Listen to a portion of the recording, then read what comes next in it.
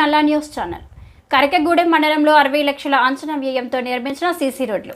భద్రాద్రి కొత్తగూడెం జిల్లా పినపాక నియోజకవర్గం కరకగూడెం మండలంలోని రేగళ్ల పంచాయతీ, సమత్ బట్టుపల్లి పంచాయతీ, కన్నయ్యగూడెం పంచాయతీ గ్రామాలలో 60 లక్షల రూపాయల అంచనా వ్యయంతో నిర్మించిన 8 సీసీ రోడ్ల ప్రారంభోత్సవానికి ముఖ్య అతిథిగా పాల్గొన్న ఎమ్మెల్యే పాయ వెంకటేశ్వర్లు గ్రామస్తులు ఎమ్మెల్యేకి పూలదండలు వేసి హారతి ఇచ్చి శాల్వతో సన్మానించారు. అనంతరం రిబ్బన్ కట్ చేసి సీసీ రోడ్లు ప్రారంభించడం జరిగింది.